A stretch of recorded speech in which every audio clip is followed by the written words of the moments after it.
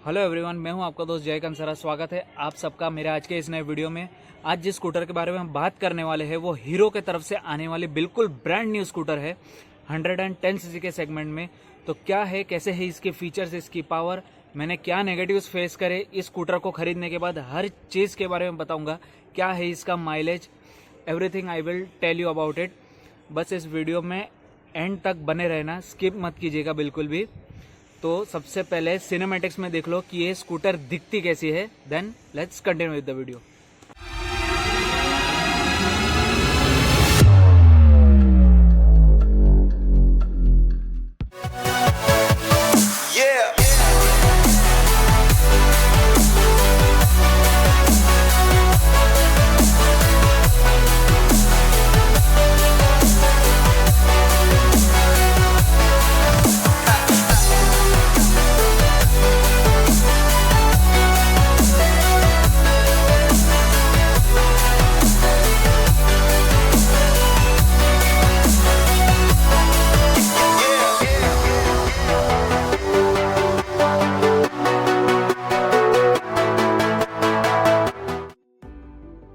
सबसे पहले बात करेंगे स्कूटर के डिज़ाइन के बारे में।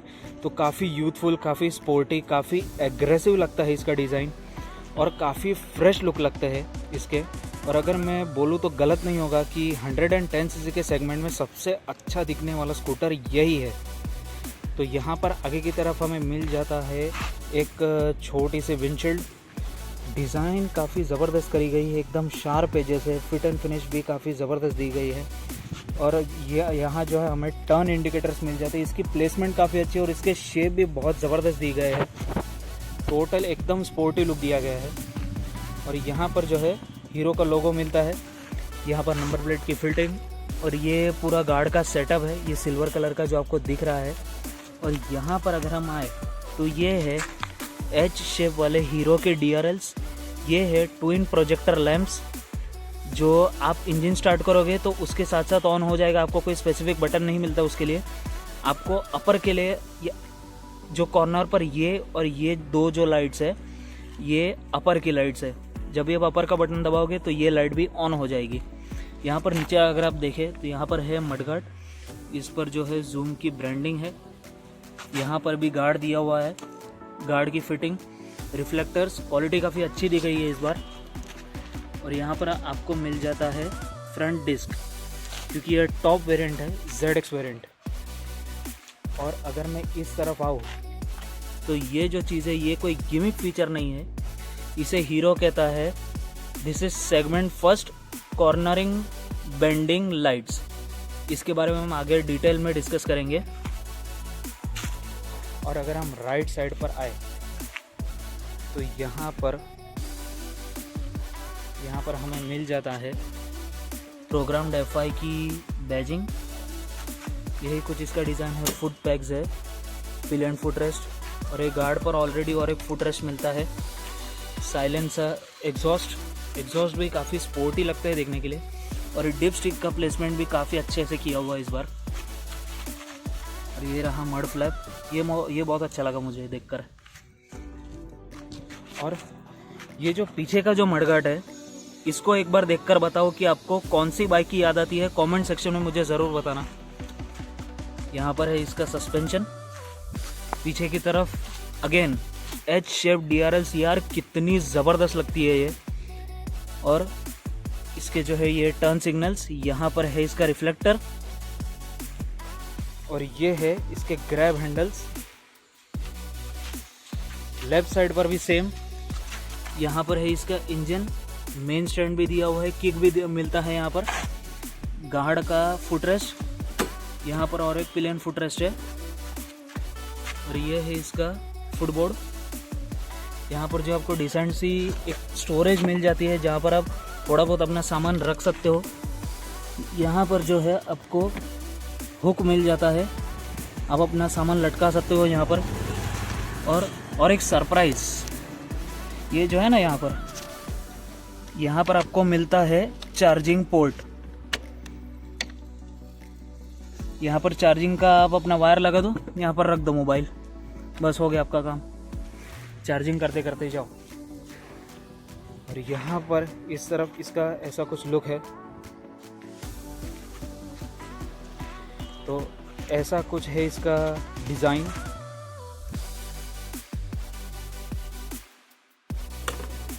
तो अब बात करते हैं इसके फुली डिजिटल इंस्ट्रूमेंट क्लस्टर के बारे में। तो यहाँ पर आपको मिल जाता है फ्यूल गेज, यहाँ पर आपको टाइम देखने को मिल जाएगा, यहाँ पर आपको मिल जाता है इंस्टेंट फ्यूल इकोनॉमी, फिर आपको मिल जाता है ओडोमीटर और उसके बाद ट्रिप मीटर।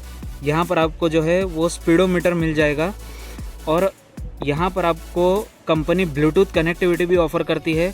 बेसिकली आप अपने फ़ोन को स्कूटर के साथ एक हीरो के एक कनेक्टिविटी ऐप के ज़रिए आप कनेक्ट कर सकते हो।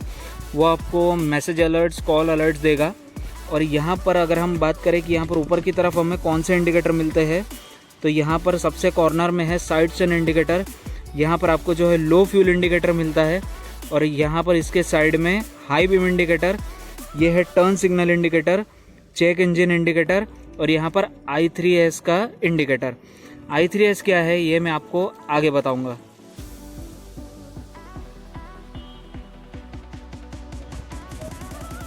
तो अब हम बात करेंगे इसके इंजन के बारे में। तो यहाँ पर हमें मिल जाता है 110.9 सीसी वाला BS6 phase 2 E20 compliant air cooled 4 stroke fuel injected वाला इंजन, जो प्रोड्यूस करेगा 8.70 Nm of torque and 8.15 brake horse power. Engine के बारे में अगर मैं बात करूँ तो ये जो है काफ़ी ज़बरदस्त पावर निकलता है। Even with a pillion rider आपको कभी ऐसा महसूस नहीं होगा कि स्कूटर जो है अंडर पावर्ड है या फिर आगे जाकर इसकी जो है पावर फ्लैट हो गई, या ऐसा बिल्कुल भी फील नहीं होता है। अगर आप वज़न के साथ जा रहे हो, आप लगेज लेकर जा रहे हो, थोड़ा बहुत साथ में सामान लेकर जा रहे हो और साथ में पिलियन राइडर भी बैठा है, तो उससे इसकी पावर पर कोई असर नहीं पड़ेगा। जैसे दूसरी स्कूटर्स में होता है, एक्टिव और जुपिटर में, कि एक टाइम पर आपको अंडर पावर्ड जैसा महसूस होता है, वैसा केस यहाँ पर नहीं है। तो इंजन सुपर रिफाइंड फील होता है। मैंने इसको 80 की स्पीड तक भगाया हुआ है और मुझे काफ़ी ज़बरदस्त रिफाइंड लगा है इंजन। बस माइनर वाइब्रेशंस फील होते हैं 20 से 30 की स्पीड के बीच में, और वो भी फर्स्ट सर्विस के बाद काफ़ी हद तक हट जाते हैं, तो इतना कुछ फ़र्क नहीं पड़ेगा। और इसका जो इनिशियल टॉर्क है वो काफ़ी ज़बरदस्त है, और ऐसा नहीं है कि टॉर्क और पावर इसका जो है वो एक टाइम पे आकर फ्लैट हो जाता है। ये ओवरऑल द रेव रेंज एकदम अच्छे से परफॉर्म करता है। मतलब जब तक आप इसको खींचोगे तब तक इसका टॉर्क और पावर आपको फील होने ही वाला है। ये स्कूटर जो है वो 60 से 70 की स्पीड तक तो काफ़ी इजीली पहुंच जाता है विदाउट एनी स्ट्रगल। तो अब बात करते हैं इसके हैंडल बार्स के बारे में। तो यहाँ पर लेफ्ट साइड में जो है हमको मिल जाता है यहाँ पर हाई बीम, लो बीम और ये पास लाइट यहीं पर इंटीग्रेटेड है। इसके नीचे आपको जो है मिल जाता है यहाँ पर टर्न सिग्नल्स, और यहाँ पर आपको नीचे की तरफ जो है हॉर्न मिल जाता है। और अगर हम राइट साइड पर आए तो ये है I3S का ऑफ एंड ऑन करने के लिए स्विच। हेडलाइट के लिए आपको कोई भी यहाँ पर आपको स्पेशल स्विच नहीं मिलेगी, क्योंकि इसमें आपको ऑटो हेडलैम्प्स मिलते हैं। और इसके नीचे यहाँ पर जो है सेल्फ स्टार्ट। तो यहाँ पर आपको मिल जाता है 5.2 लीटर्स ऑफ फ्यूल टैंक, और आपको जो है यहाँ पर माइलेज काफ़ी अच्छा मिल जाता है। कंपनी जो क्लेम करती है वो 45 का है, लेकिन मेरे हिसाब से आपको 45 to 50 तो इजीली मिल ही जाएगा। और इन द एंड डिपेंड करता है कि आप चलाते कैसे हो। जितना अच्छे से चलाओगे, जितना प्यार से चलाओगे, ये माइलेज बहुत इजीली निकाल कर दे देगी। मुझे 50 तक का माइलेज इस स्कूटर से मिला है, 45-50 तक में मिला है। और आगे आपको माइलेज शायद इससे कम भी मिल सकता है, इससे ज़्यादा भी मिल सकता है। तो बेहतर यही है कि आप अच्छे से चलाओ, प्यार से चलाओ, और सडनली एकदम भी आप उसको जो है एकदम एक्सेलरेशन मत करो, क्योंकि उससे माइलेज ड्रॉप बहुत ज़्यादा होता है स्कूटर्स में।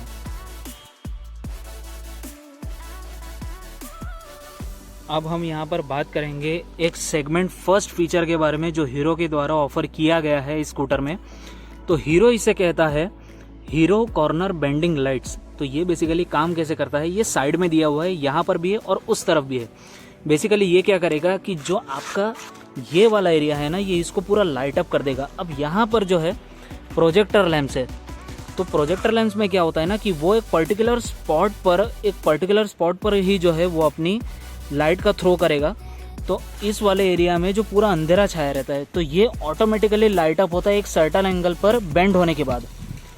अब जिस भी एंगल अगर आप लेफ्ट साइड से बेंड होगे तो उस तरफ को ऑटोमेटिक शुरू हो जाएगा, मतलब कोई स्पेसिफिक बटन नहीं है, ऑटोमेटिक ही शुरू हो जाएगा। कोई गिमिक फीचर नहीं है, बिल्कुल अच्छे से काम करता है विदाउट एनी ग्लिच। बहुत ही ज़बरदस्त तरीके से काम करता है और काफ़ी यूज़फुल है। ऐसा भी नहीं कि बेकार फीचर है, ऐसे ही नाम के लिए दे दिया है। It's very useful. मैंने नाइट टाइम में इसको यूज़ किया हुआ है और काफ़ी ज़रूरी भी लगा मुझे। और एक बात कहना चाहूँगा कि जो किसी ने नहीं सोचा वो हीरो ने सोचा। तो अब अगर मैं बात करूँ इसके सीट के बारे में, तो सीट काफ़ी बेहतरीन दी हुई है यहाँ पर, राइडर के लिए भी एज वेल एज पिलियन के लिए भी, दोनों के लिए काफ़ी कंफर्टेबल सीट है। सीट का शेप भी काफ़ी अच्छा है, ऐसा एक शेप दिया हुआ है राइडर के एक अच्छे कंफर्ट के लिए। मतलब आप जब भी स्कूटर जब पावर पकड़ेगा तो आप पीछे सरक नहीं जाओगे, जो पहले की मेस्ट्रो में हुआ करता था वो अब यहाँ पर नहीं होगा। सुधारा हुआ हीरो ने काफ़ी अच्छी सीट बनाई हुई है, काफ़ी ज़बरदस्त है। और ये वही है जो स्टॉक सीट आती है कंपनी की तरफ से। डिज़ाइन तो खैर ठीक है, सब्जेक्टिव मैटर है, इतना कुछ फ़र्क नहीं पड़ेगा, but the main thing is comfort. और ज़्यादातर स्कूटरों में क्या होता है ना, आप अगर ज़्यादा किलोमीटर तक चला लो तो आपको एक फटीग फील होता है, आपको बैक में पेन होने लगता है, आप अनकंफर्टेबल हो जाते हो, कई बार जो है पीठ भी दर्द करनी शुरू हो जाती है। लेकिन यहाँ पर ऐसा नहीं है, यहाँ पर बिल्कुल भी फटीग फील नहीं होता है। सस्पेंशन भी काफ़ी ज़बरदस्त है, सस्पेंशन के बारे में आपको आगे बताऊँगा। सीट तो काफ़ी कंफर्टेबल है, आई गारंटी। आपको अगर फिर भी लग रहा है तो नियरेस्ट हीरो के शोरूम में जाकर आप इसकी एक बार टेस्ट राइड लेकर देख लो। अब अगर मैं बात करूँ इसकी बूट स्पेस के बारे में, तो कंपनी ने कोई स्पेसिफिक नंबर नहीं बताया इसके बारे में कि कितने लीटर्स का इसका बूट स्पेस है। वैसे इसमें हाफ फेस का हेलमेट काफ़ी आसानी से रह जाएगा। और मेरे पास स्टड्स निंजा इलाइट वाला जो हेलमेट है वो भी इसमें बहुत ईजीली रह जाता है। और ये वाला जो किट है हीरो टूल किट, और इसे कहते हैं हीरो मेडिकिट, ये मुझे एज एन एक्सेसरी मिला था। ये सीट कवर भी मिला था मुझे, और इसके साथ में जो ये गार्ड लगा हुआ है ना, ये भी मुझे एज एन एक्सेसरी मिला था, ये भी, और ये कवर भी, ये भी मुझे एज एन एक्सेसरी मिला हुआ है। आपको यहाँ पर स्टोरेज अच्छी मिल जाएगी, नॉट बैड। एक चीज़ मैं आपको यहाँ पर बतानी भूल गया कि आपको बूट में यहाँ पर लाइट भी मिल जाती है। ये बेसिकली ऐसे ये काम करता है, जैसे डिक्की को आप लगाओगे तो ये स्विच ऑटोमेटिक नीचे चली जाती है और ये बंद हो जाती है, जैसे ही खुलेगी ये चालू ही रहता है। और ये अच्छी खासी लाइट है, ये पूरा अंधेरे में जो है ये पूरा बूट स्पेस जो है वो लाइट अप कर देगा। तो अब बात करेंगे हीरो की तरफ से ऑफर होने वाली i3s टेक्नोलॉजी के बारे में। तो बेसिकली i3s टेक्नोलॉजी है क्या, तो हीरो का ये कहना है कि i3s टेक्नोलॉजी बेसिकली आपको ज़्यादा फ्यूल बचाने में हेल्प करता है। सपोज़ मान लीजिए कि आप ट्रैफिक में खड़े हैं और 5 सेकंड तक अगर आप एक ही जगह पर खड़े हैं तो इंजन जो है वो ऑटोमेटिक बंद हो जाएगा। अगर i3s का बटन ऑन रहेगा तो 5 सेकंड बाद जो है इसका इंजन बंद हो जाएगा। और वापस इंजन स्टार्ट करने के लिए आपको बेसिकली क्या करना होगा, बस ये ब्रेक को दबाना है और थोड़ा एक्सीलरेट ऐसे अप्लाई करना है, स्कूटर ऑटोमेटिक स्टार्ट हो जाएगा।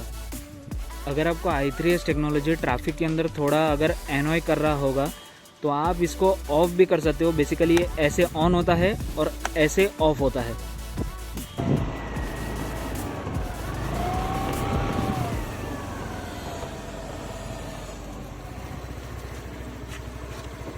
तो अब जैसे मैंने इसे कुछ डिस्टेंस चलाया तो ये i3s एक्टिव हो गया क्योंकि ये ऑन है। अब गाड़ी ऑटोमेटिक ऑफ हो जाएगी, इंजन बंद हो गया। अब इसको स्टार्ट करने के लिए सिर्फ ब्रेक दबाया और एक्सीलरेट दिया, चालू। सेल दबाने की कोई ज़रूरत ही नहीं है। तो ऐसे काम करता है i3s टेक्नोलॉजी। तो अब सुनते हैं हीरो ज़ूम का एग्जॉस्ट।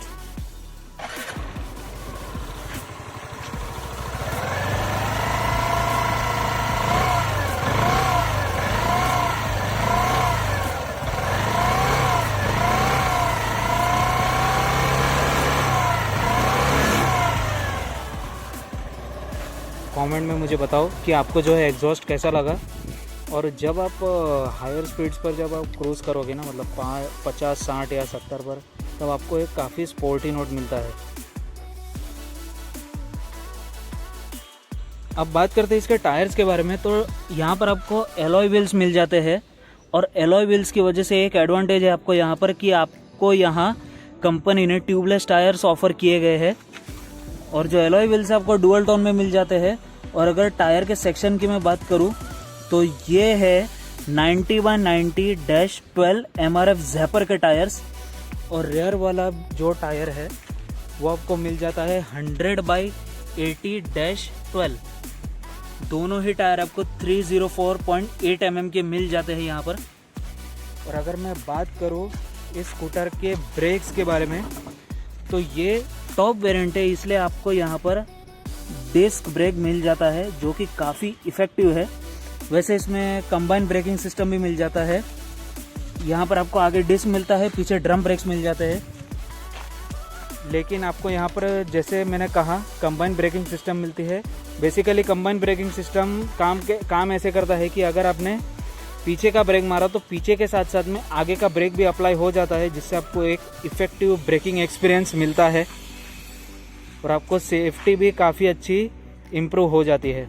और यहाँ पर जो सस्पेंशन है वो आगे की तरफ जो है आपको टेलीस्कोपिक सस्पेंशन मिल जाते हैं, जो कि काफ़ी ज़बरदस्त है, काफ़ी ज़्यादा कंफर्टेबल है। और गड्ढों को भी यूँ एब्जॉर्ब कर लेते हैं, उनके गड्ढों के जर्क्स फील नहीं होते, ज़्यादातर तो वो एब्जॉर्ब कर लेते हैं। और पीछे जो है वो यहाँ पर हाइड्रोलिक सस्पेंशन मिल जाता है, ये भी काफ़ी ज़्यादा इफ़ेक्टिव है और बिल्कुल भी फटीग फील नहीं होता है। यही सबसे बड़ा रीज़न है कि इतना अच्छा कंफर्ट इस स्कूटर पर कैसे मिलता है। अब अगर मैं बात करूँ हीरो ज़ूम के वेट के बारे में, तो वो है 109 kgs और इसका जो ग्राउंड क्लियरेंस है वो है 155 mm। और अगर मैं बात करूँ इसकी सैडल हाइट के बारे में, तो ये है 770 mm। हेलो एवरीवन, तो अब मैं बात करूँगा अपने एक्सपीरियंस के बारे में। तो बेसिकली ज़ूम 110 cc के सेगमेंट में हीरो की ओर से आने वाला एक नया एक फ्रेश प्रोडक्ट है।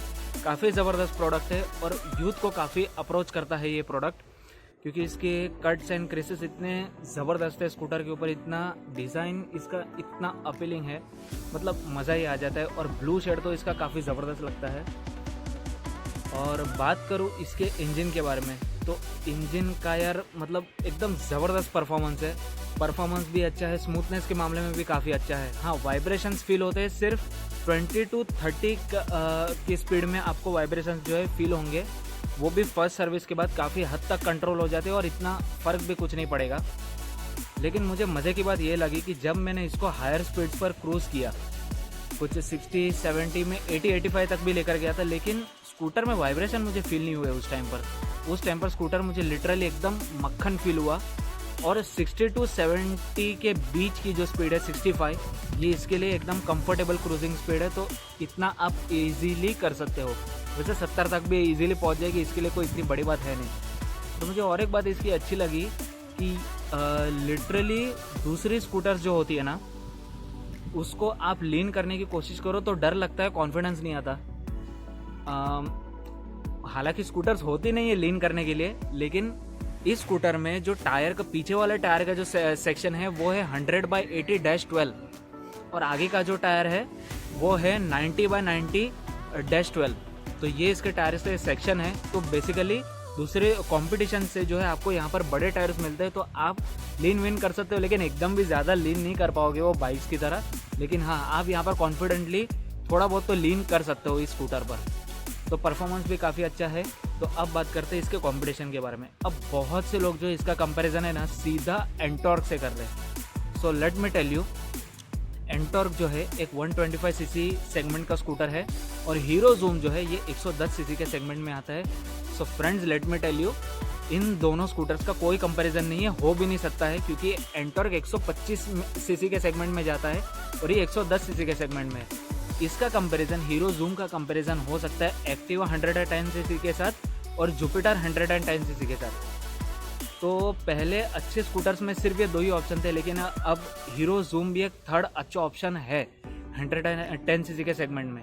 और यहाँ पर स्पेशली जो इसका पावर का जो पार्ट है ना, ये काफ़ी हद तक सॉल्व किया गया है, जो एक्टिवा में और जुपिटर में प्रॉब्लम है। प्रॉब्लम यानी कि इतना कोई मेजर इशू नहीं। अब अगर मैं पावर की एक्टिवा 6G के बारे में बात करूँ तो मैंने चलाई है। इनिशियली आपको टॉर्क फील होगा, लेकिन एक टाइम पर ऐसा लगता है कि इसकी जब आप पावर उसकी एक्सपीरियंस करते हो ना, तो ऐसा लगता है कि पावर थोड़ी फ्लैट हो गई है। थोड़ा बहुत ऐसा फील होता है, इतना आसानी से पता नहीं चलेगा, लेकिन हाँ फील होता है। बट अब अगर मैं बात करूँ जुपिटर 110 सीसी के बारे में, तो यार जुपिटर में सिंगल सीट में कोई दिक्कत नहीं आती है, लेकिन जब आप उसको पिलियन के साथ आप राइड करते हो ना, पिलियन राइडर के साथ जब आप कहीं पर जाते हो ना, तो प्रॉब्लम ये आता है कि उसका पावर ऐसा लगता है कि एकदम फेड ही हो चुका है, मतलब पावर फील नहीं होता। और दूसरी बात, जब भी आप जुपिटर 110 सीसी पर आप खड्डे में थोड़ी ज़ोर से चले गए या फिर बम्पर थोड़ा ज़ोर से क्रॉस कर लिया, तो ये लिटरली बॉटम आउट कर देता है इसका सस्पेंशन। तो मेरे हिसाब से ये एक नेगेटिव पार्ट है जुपिटर का। वैसे इसमें ये दिक्कत नहीं है, इसमें सस्पेंशन भी एकदम ज़बरदस्त है और टायर्स भी एकदम ज़बरदस्त है। जो स्टेबिलिटी यहाँ पर मिलती है ना, वो आपको दूसरे स्कूटर्स में इतनी अच्छी स्टेबिलिटी नहीं मिलेगी। जो इसका टायर का सेक्शन इतना बड़ा है, कंपटीशन से बड़े टायर्स यहाँ पर आपको मिलते हैं। और टॉप मॉडल में आपको 100/80-12 सेक्शन के टायर मिलेंगे पीछे की साइड में, वरना आपको नीचे के वेरिएंट्स में 90/90 का टायर मिलता है। अगर आपको फिर भी डाउट है, आप शोरूम में जाकर एक बार चेक कर सकते हो। तो अगर आप जूम लेकर पिलियन राइड को बिठाकर आप सामान भी अगर भर कर जाते हो ना, तो आपको कोई दिक्कत नहीं लगेगी। आपको बिल्कुल भी ऐसा नहीं लगेगा कि पावर की कमी है या फिर गाड़ी का सस्पेंशन जो है बॉटम आउट कर रहा है, बिल्कुल भी नहीं। एकदम कंफर्टेबल राइड मिलती है फुल लोड कैपेसिटी पर भी। तो अब मैं बताऊँ इसके फर्स्ट सर्विस के बारे में। तो इसकी फर्स्ट सर्विस का जो मुझे कॉस्टिंग आया था, वो ऑयल और कुछ लेबर चार्जेस का मिलाकर जो आया था, वो था 460 रुपीज़। और एडिशनल साथ में जो है 270 का मुझे इंजन फ्लशिंग का भी था। तो 460 + 270 अब करके देख लो कितना होता है, उतना मेरा सर्विस कॉस्ट आया। बेसिकली इतना कुछ ज़्यादा कुछ है नहीं, एकदम मिनिमम कॉस्ट है और काफ़ी अच्छा एक्सपीरियंस रहा मेरा। लेकिन एक प्रॉब्लम आई थी स्कूटर में, वो इतनी मेजर भी नहीं है, हालांकि सॉल्व हो गई वो। तो हुआ ऐसा था कि जो अब ये टॉप वेरिएंट है, जो मेरे पास है वो टॉप वेरिएंट है, ZX वेरिएंट। तो इसमें जो है आगे डिस्क ब्रेक है। तो डिस्क ब्रेक के जो कैलिपर्स होते हैं ना, उसके अंदर से एक चुक चुक वाली एक आवाज़ आ रही थी। तो बेसिकली ये आवाज़ है ना 20 से 25 की स्पीड के अंदर ही आती है, बाकी दूसरी स्पीड पर आएगी नहीं। मुझे थोड़ा वेयर्ड लगा, मैं गया सर्विस सेंटर पर, मुझे 2-3 बार चक्कर काटने पड़े थे, लेकिन हाँ सॉल्व हो गया और इतना मेजर इशू भी नहीं था। अब सॉल्व हो चुका है तो ठीक है, नो प्रॉब्लम। वैसे अब कोई भी गाड़ी खरीदो, छोटे मोटे इश्यूज आते, बस उसको सॉल्व करवाने आना चाहिए आपको। वहाँ पर गरम दिमाग रख के उल्टा सीधा बोल के कोई फ़ायदा नहीं है। तो कोई बात नहीं, थोड़ा चिल्ड रहो, आराम से बात करो, आपका काम हो जाएगा। सो बेसिकली ये स्कूटर जो है ये काफ़ी आई कैची है और बहुत ही अटेंशन, सबसे बड़ा अटेंशन गेनर है। तो एक्चुअली हुआ ये कि मैं जब कभी भी इस स्कूटर को लेकर निकलता हूँ ना, तो कोई भी बंदा मुझे यही आकर पूछता है कि भाई ये इलेक्ट्रिक स्कूटर है क्या? सो आई सेड नो, नहीं ये पेट्रोल स्कूटर है। तो उनका रिएक्शन काफ़ी सरप्राइजिंग होता है।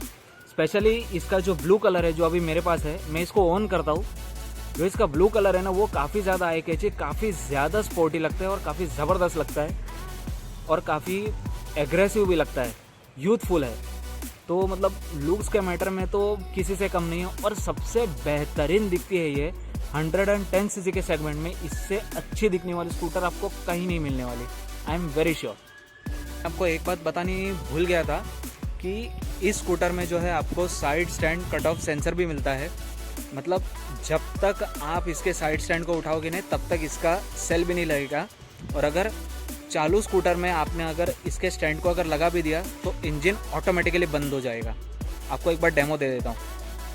तो अब जो है मैं आपके सामने स्कूटर को चालू कर रहा हूँ, ये ऑन हो गई। अब जो है यहाँ पर देख लीजिए साइड स्टैंड लगा हुआ है। तो अब मैं इसको चालू करने की कोशिश करूँगा। ये ब्रेक दबाया और चालू ही नहीं हो रही है। ओके, चालू ही नहीं हो रही है। बट अब मैं जो है इसके साइड स्टैंड को यहाँ पर उठा लूँ तो अब देखना ये चालू हो जाएगी। देखा, चालू हो गई। अब इसका इंजन चालू है और अगर गाड़ी चालू होने पर अगर मैंने इसका साइड स्टैंड अगर मैंने लगाया तो गाड़ी बंद हो जाएगी। देखा, बंद हो गई। ओके, तो यहाँ पर इसका साइड स्टैंड का इंडिकेटर भी आपको यहाँ पर मिल जाता है, ये रेड कलर का। सो इन द एंड, अगर आपको ये वीडियो पसंद आए तो प्लीज़ वीडियो को लाइक ज़रूर करना। कमेंट में मुझे बताओ कि आपको ये स्कूटर कैसी लगी। आपको कोई डाउट्स है, सर्विस से रिलेटेड कोई डाउट्स है, कोई भी डाउट है तो मुझे कमेंट सेक्शन में पूछो। शेयर करो अपने फ्रेंड्स के साथ, अपनी फैमिली के साथ, उन लोगों के साथ भी शेयर करो जो नई स्कूटर लेने का प्लान कर रहे हैं। उनके लिए ये स्कूटर काफ़ी अच्छा ऑप्शन बन सकता है 110 सीसी के सेगमेंट में। Also subscribe to my channel Jay Kansara blogs, और उसके बाद वहाँ पर नीचे एक घंटी दिखेगी आपको, घंटी को दबाओ, वहाँ एक लिस्ट ओपन होगा और वहाँ पर ऑल पर क्लिक कर देना। Then see you in the next vlog. Bye.